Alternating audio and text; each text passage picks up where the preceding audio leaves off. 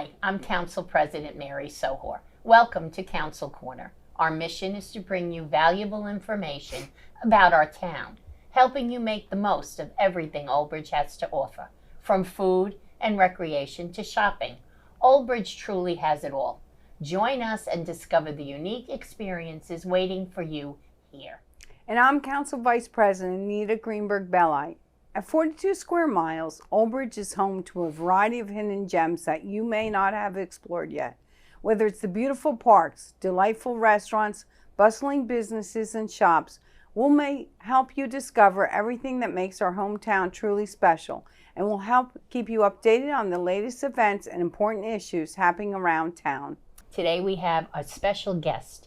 Her name is Dawn Swoboda, and Dawn is our CFO for Old Bridge Township. Welcome, Dawn. It's so nice to have you here with us today. Thank you for having me. Thank you for joining us. Yeah, we really appreciate you taking the time.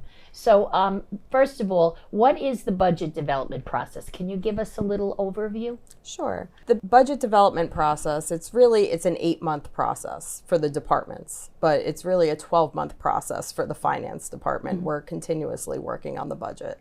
In August each year, a memo goes out to department heads asking for their budget requests, and it gives them guidelines, and they're able to, they have about a month to submit their requests into us.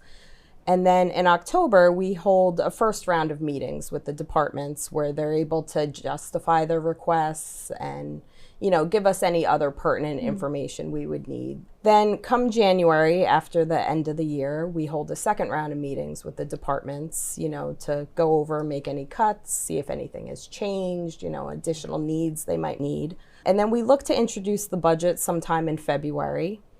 And then once we introduce the budget, there's certain, requirements we need. We need to advertise in the newspaper. We do hold council budget subcommittee meetings. There's usually 3 of those. They're open to the public. Mm-hmm. And in those meetings, as you know, we go line by line through That's the term, every budget item. It's very helpful to us. In detail. So it is, if anybody has any questions at that point, that's the time to ask. And then we hold the public hearing and look to adopt sometime late March, early April, depending on the council meeting schedule. Yeah. So that's a long process. It's not something that's done overnight.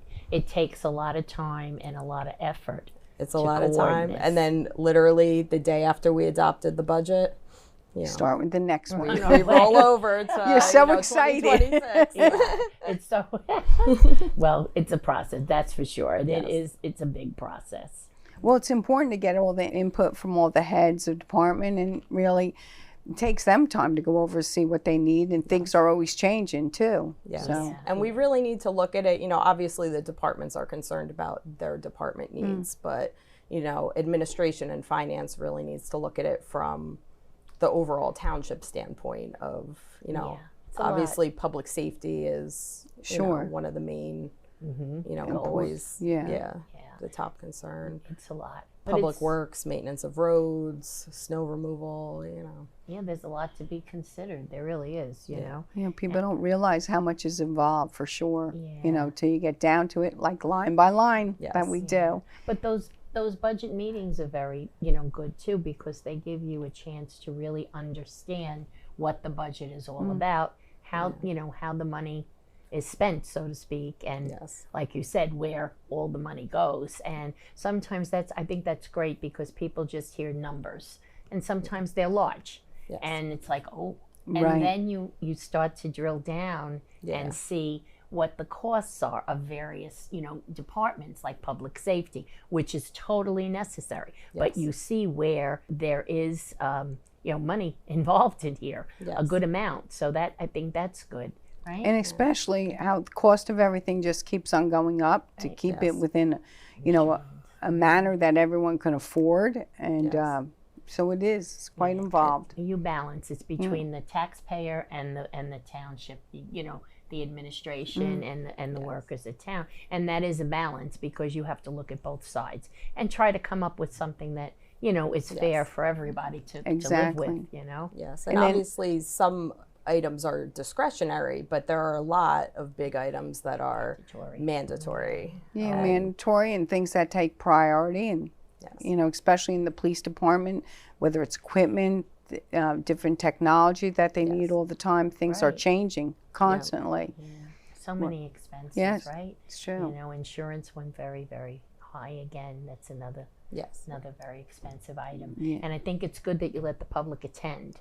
Yes. Because if there are people out there that, you know, think maybe what is going on or how come things are, you know, getting more expensive, you can see it for yourself and you can ask any The questions. process is very transparent. Oh, I mean, we have a budget book, I think, in the library that you put one there too for them to look at. Yes. You know, So once too. we introduce the budget and we present it to council at the meeting, then it becomes public, so to say. So there's a copy available in the library, down at the clerk's office, the finance office. It's also posted online within a few days on the township website. It makes it very easy for anyone who truly would like to look at it to do so. Yes. And then ask questions at the public hearing. They're more than welcome to attend and ask whatever question they feel, you know. Or even come to the budget, council budget subcommittee meetings. Exactly. Everything is open to the public. Yes. That's another good thing, definitely. How is the municipal budget funded? Well, the municipal budget is funded through various revenue sources. Obviously, the tax levy is the largest portion. For 2025, the municipal tax levy is about $38.6 million, which is 52.66% of the budget. So obviously that is the largest chunk of revenues. The lion's share, yep. The second largest is surplus anticipated from fund balance. This year we were able to anticipate $13 million, which is 17.72% of our budget. We did increase it about $1.5 million from last year, but we were still able to, you know, keep our cash reserve in the surplus in case of emergency. Well, that's another thing. You have to be sure that if, God forbid, something goes sideways, you do have the ability to fund the necessities that you need to do. Yes, we do always try to take a conservative approach with revenues. I like that. There's certain revenues that if you look at in the budget, for instance, interest on investments, we have been doing very well with that. Last year, I know our actual revenue was over $1 million. We had budgeted $350,000. This year, I believe we upped it to $550,000. Some people would look and say, "Why don't you go up to $1 million?" But Fluctuates we know so it happened much in 2020. COVID. Same thing. I had increased it, and then interest rates dropped. But luckily, the first 3 months of the year were able to kind of carry us, and we met, or we were very close to. So we always try and keep that conservative revenue approach. Well, I think that's what's giving us the good bond ratings and good, you know, that good makes audits, all the because difference. we don't do that. You don't go right out to the very limit of what you know. Yes, it definitely helps with our bond rating. That's why we have a AA1. And which is having a one of the good bond highest. rating allows us to go out when we need to borrow money at a lower interest, and that helps. It actually helps with the municipal utility authority to also. Yes. So it really has many benefits, which is good. No, that's a very good approach. Yes. Another big portion of our revenues is state aid, which this year we received $6.3 million, which is about 8.65% of our budget. Now in 22 and 23, the state had given out municipal relief fund. It was like an additional state aid money that I believe was from COVID funds. In 23, we received $650,000, which we were able to anticipate in 24. When I worked with Himanshu Shah, the former business administrator and CFO, Himanshu and I were saying back then, you know, this is probably a one-time thing. They did it for 2 years. And then that's gone away now. So that was a little bit of a challenge in this year's budget because we had that $650,000 hole. Yeah. And with the state aid, that's been pretty stable for many years now, hasn't it? Yes, it's been relatively flat since 2011. Well, that's unfortunate too when you think everything else has gone up. Why Yeah, I isn't mean, they that? gave us a slight increase, but I think if it equated to about Yeah. 1% over the last 3 years. Yet a lot of mandates have come about that are Unfunded mandates. right, that need funding. Yeah. And it's hard to continue on with funding everything and still keep hold on, you know, on taxes for the residents of the town. Yeah, so those are our three main revenue sources. or three largest, I should say. The remainder, which makes up about 20% of the budget, uniform construction code fees for permits for buildings, things like that, code enforcement fees, municipal court, local revenue, various fees, licenses, permits that the departments collect, interest on investment, also interest on delinquent taxes, and grants. Grants is kind of one that fluctuates year to year. We have certain grants that we receive every single year. They're relatively the same amount, but sometimes we get a larger grant that may, if you're looking at the budget, might, kind of skew the numbers a little bit there. For instance, in 2024, we received a police technology grant of $1.3 million. And that's not something that'll be every year. Not consistent. Yeah. We were very lucky to receive that. Yeah, well, I think we do a great, the town does a great job with the grant writing too. Now we have this new. Yes, we hired Millennium Strategies about 3 or 4 years back, and they have been phenomenal. That's good to hear. Sending us grant opportunities that we never would have been able to find ourselves, or even helping us with the application process, because that's what they do. And that's great. They have, I've seen so many grants now that we've received, and that really does help. Yes. With the it helps in all the departments too. Like you said, there may be a grant out there that you're not familiar with, but having them, they have the knowledge and the wherewithal to go after it. So that's good. Yes. And even if we know we have a certain need or we're looking for a certain type of grant, we'll let them know. And even if they don't know of anything right away, they'll keep a lookout for it. Yeah, that's it. To let us know. It's so interesting. Well, we're going to take a little break right now. We'll return soon with our CFO, Dawn Swoboda.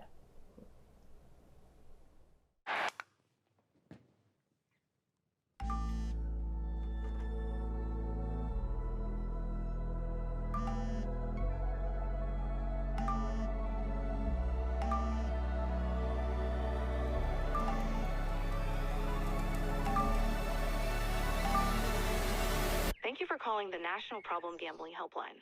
How can I help? So glad you can make it.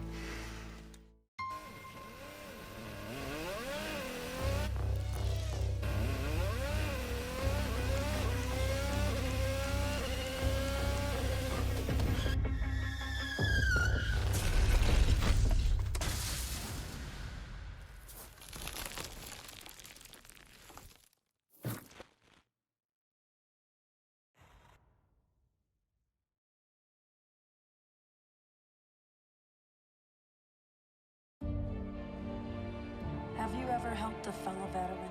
Of course. Yes. Have you ever asked for help yourself? It's always tough, right? I always feel like I can solve my own problems, but eventually, you just can't deal with it on your own. And you start to question, maybe people would be better off without me. When you realize that you're not alone, once you take that first step, there's so much support. For decades, I've taught you everything I know. How to safely build a fire, and how to control the flames. But I can only teach wildfire prevention. Only you can prevent wildfires.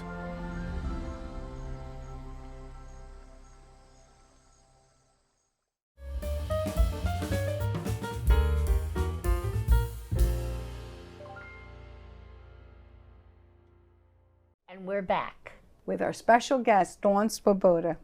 Great to have you here, Dawn. This has been such a great informational time for us. incredible. And I think for the public. I think everyone really will be interested in knowing all of this information. Our next question is, what is the budget for 2025 and how does it compare to the 2024 budget? Well, the total budget for 2025, including municipal library portion, is $73,382,373. So this is a total budget increase of about $892,000, or 1.23% over the 2024 budget as modified. And when we say as modified, once we adopt the budget, obviously there's 8 or 9 months left during the year, and certain things happen. We do get additional grants, as we saw on Tuesday night's meeting. We already had 4 Chapter 159 resolutions.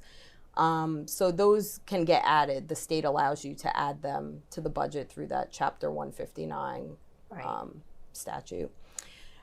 The other thing would be if there's an emergency appropriation. So sometimes things come up. A few years ago, gasoline prices spiked, so we needed to do an emergency appropriation for gasoline.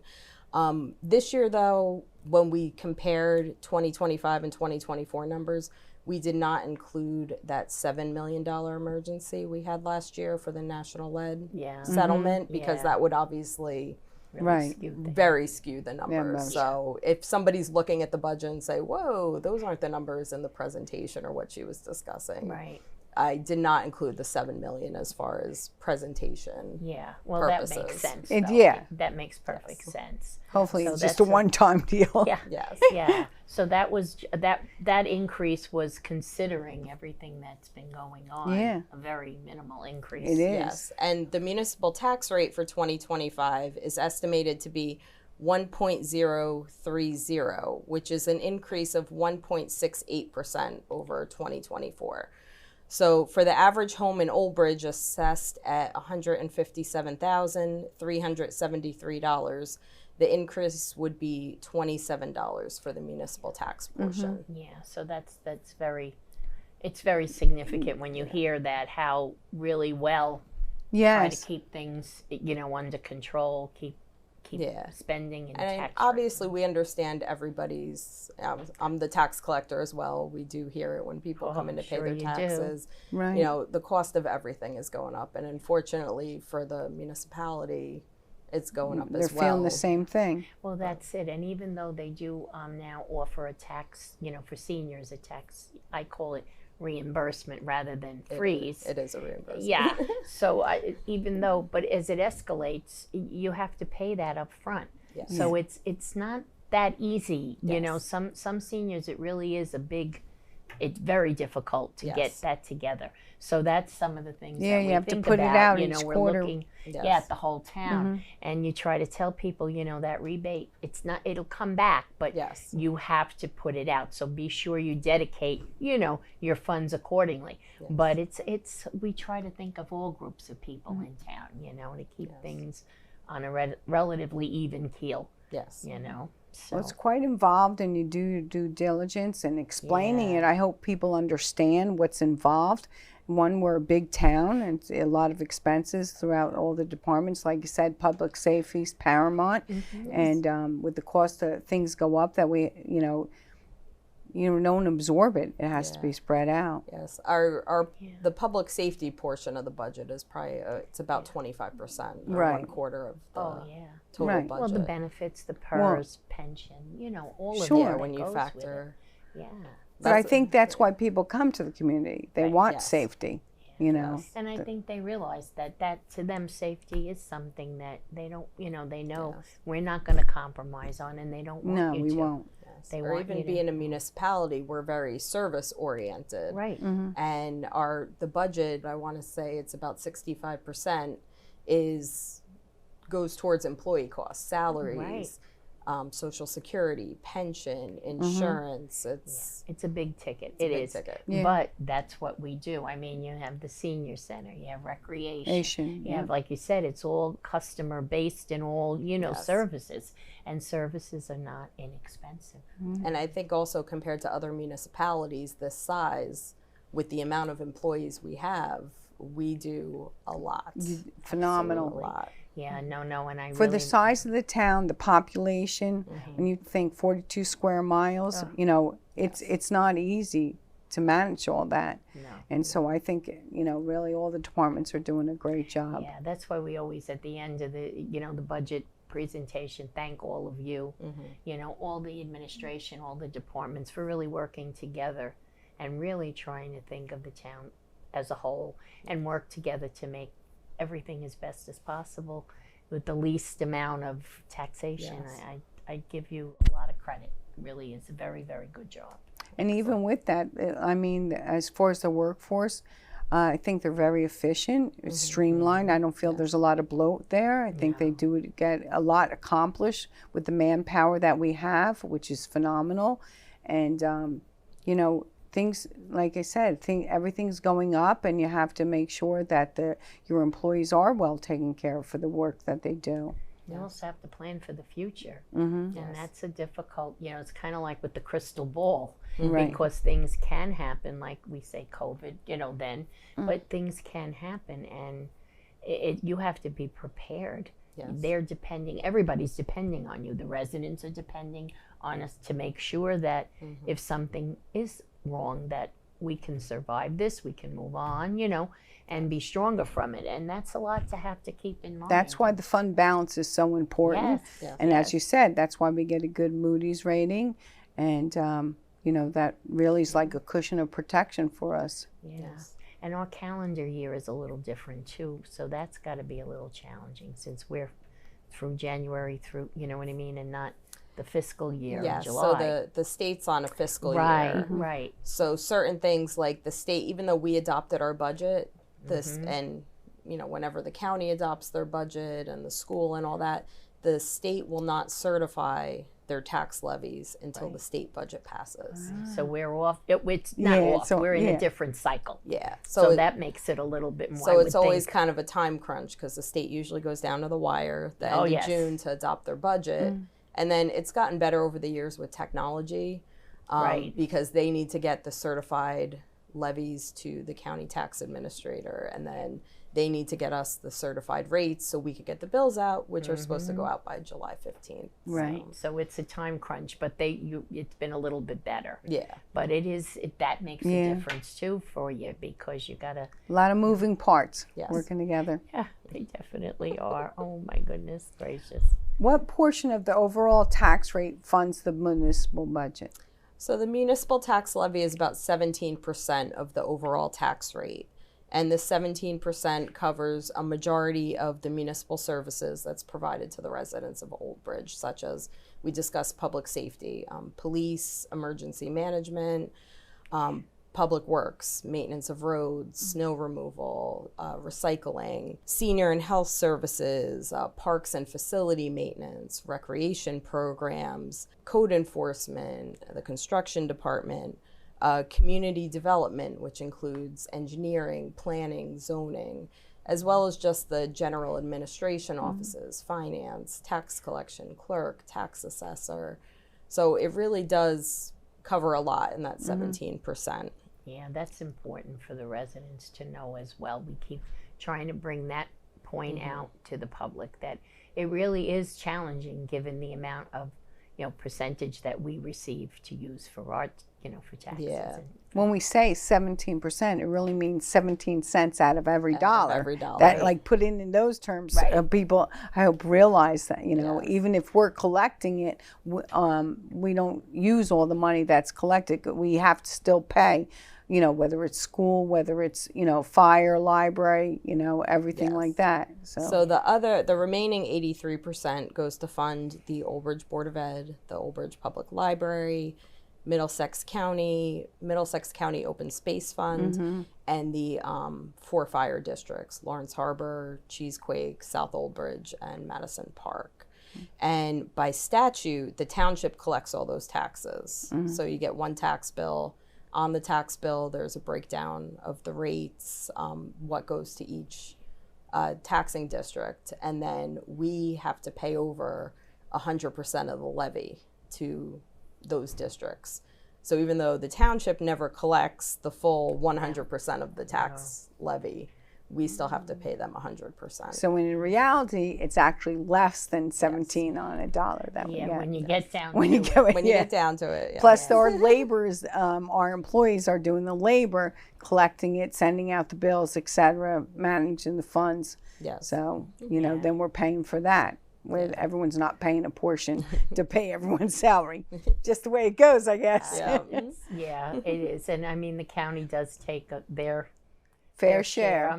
So we really the dollar is stretched very, very thin. Yeah. for And as us. I stated, I mean, we won't have a finalized tax rate until Right. sometime mid-July, and then that's when the tax bills usually go out and And that's when the phone calls come in. No. phone calls come in, and Well, I can especially see when they why, go out a little why late, this but- process takes a year, that you're Yes. nonstop working. Yeah, it's You know, always a work in progress. Finish right? one budget, you're on to the next. Yeah. You know, this it's is- never ending. No. So what are some of the challenges that you face in this year's budget? Well, one of the biggest ones has been inflation. While it's gotten a little better than it was a few years back, it's still the price of everything is going up. So we need to even as part of the in conjunction with the municipal operating budget, we also do a capital budget. Right. We're required to have in the budget kind of a 6-year projection, but we always introduce and adopt at the same time as the budget bond ordinances for general arena and parking. With inflation, even with that, if our departments are going out and getting quotes for equipment, 6 months later, price could have went up. So we got to make sure we add a cushion in for that. Again, yeah, and that's that budgeting and like it said, crystal ball. Yeah. You don't know what's going to happen, and you have to be ready for it. So you can't overly anticipate, revenue. Yes. It's a good point. And then also, we do need to stay within 2 statutory caps that the state has, keeps us to. One is the appropriation cap, which every year the state sets an amount up to 2.5% that we're allowed to automatically increase. Then we can go up to 3.5% by doing a cap index ordinance, which we do. In prior years, it was really just kind of, we do it, the ordinance also helps you to bank any difference between the maximum amount for a rainy day. This year, we were only under the cap by about $1,000. Wow. Because if you think of how much everything increases, our recycling contract went up 39% starting April 1st. You would think they would not be able to give you such an increase without any notice to be prepared. Like, how do you prepare for that? We didn't find out until February, Yeah, mid-February. 39%. If you can imagine being in business, if you raise the prices of things 39%, there'd be such an outrage. It's health insurance. It's incredible. Yeah, health insurance just skyrocketed. It went insane. It's so important, and and you want to provide good health insurance for everyone, but it's led to a point like it's cost prohibitive sometimes when you think of where I don't know where it's going. It's very scary. And having to be the one to make sure yeah, all the money's in the coffers. Yeah. Then the second cap that we're kept to back in 2010, they initiated the property tax levy cap at 2%. There are certain exceptions to that for pension, health insurance, capital, debt, things like that. But so that's a 2% cap. Well, I want to compliment you on that, and for really staying within that 2%, because like I said, you want to do right by the residents, and it's not an easy job that you have doing that, for sure, but you're doing it well. Yes. We also had this year, all 9 collective bargaining units were up for negotiations at the end of 24. To date, we have settled those contracts. That's great too. So, but that was kind of a certain unknown to have to work into the budget. I just mentioned the recycling contract, 39%. Also, both health and liability insurances have gone up. And then state aid, I touched on it before, the loss of that municipal, relief, that was $650,000. Sure. And as well as the state aid just remaining flat since 2011, pretty much. That's hard. It's not easy. Yeah. It is. It's hard. And it just takes time and patience and a lot of hard work from everyone. Yes. Very difficult. Well, there's so many, my goodness, so many moving parts like that Greenberg said about it. and it's not an easy task, but thank you. Truly, I think it's great also to come here, spend some time with us, so truly the township understands what we're facing, what you're dealing with on a daily basis, and that we want to provide services to the town and keep taxes stable and down. Yes. Well, it was a pleasure having you here, and thank you again for joining us. I hope everyone in the public enjoyed meeting our CFO, Dawn Swoboda, and all the great information she had to share with us. This has been Council Corner. Thank you for watching.